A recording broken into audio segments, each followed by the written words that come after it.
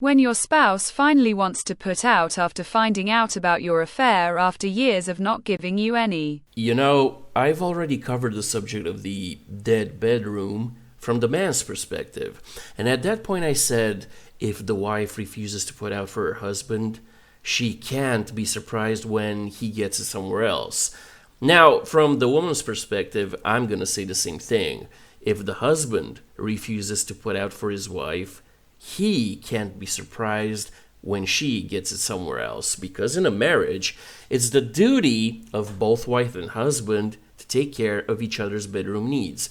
That being said, though, an affair is grounds for divorce because the bond between husband and wife is obviously broken. Oh, I agree with you. But to be fair, you should also divorce your spouse if you no longer desire them. Yes, well, in a perfect world, that may be an option, sweetie.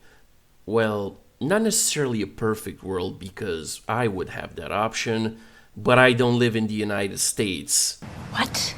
See, your husband didn't divorce despite no longer being attracted to you because it was cheaper to keep you. And this is the problem with marriage and divorce in the West and especially North America. If the husband cheats on his wife, she divorces him, gets the house, alimony, child support, and most of his assets, and a lot of you lovely ladies are gonna be like, yeah, he deserved it, the rotten cheater. And usually, I'd agree. But the thing is, if the wife cheats on her husband, and either of them file for divorce, she gets the house, alimony, child support, and most of his assets. Case in point. When she had an affair and now she's going to get the house. Hey, I'm not surprised, Yeah, that's no-fault divorce for you. Practically, no fault means it's always the man's fault. That's why he didn't divorce you.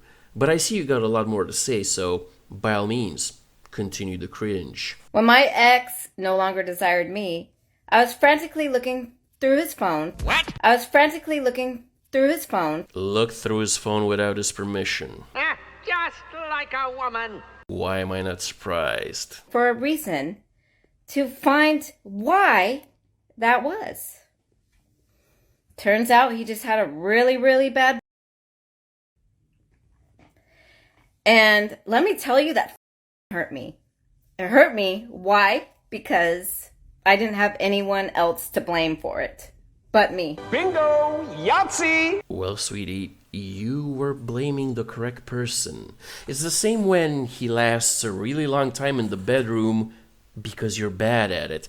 By the way, have you ever considered that the reason why your husband turned to adult content instead of you was because you were bad at it and it just felt like a chore to him? That makes sense to me. But what I find really fascinating about the situation is your husband coped with the problem by looking at videos and not ending the marriage. You, on the other hand, correctly identified yourself as the problem, and instead of talking to your husband about the problem and fixing your bedroom, you cheated on him, then divorced him, then took his house, and now you're bragging on TikTok about getting passed around by younger men. Divorced men. I want to date younger women because I want to remarry and have more kids.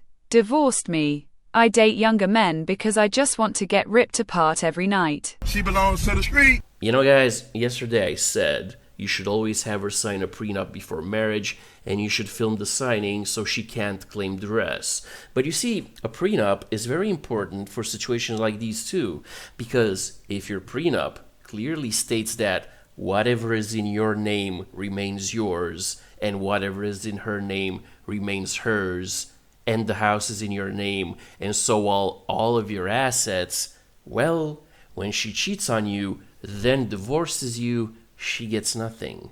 And if she's the one who refuses to put out, guess what? You divorce her, and she gets nothing. And in this lovely lady's situation, by all means, she should have the option to leave a marriage with no intimacy. But that should in no way, shape, or form entitle her to her ex's house and money. So, gentlemen, if you really want to get married in this day and age, always protect your assets. at all costs, because no matter how perfect she is when you marry her, she's your perfect wife until she's not. And that's the bottom line, 'cause Stone Cold said so.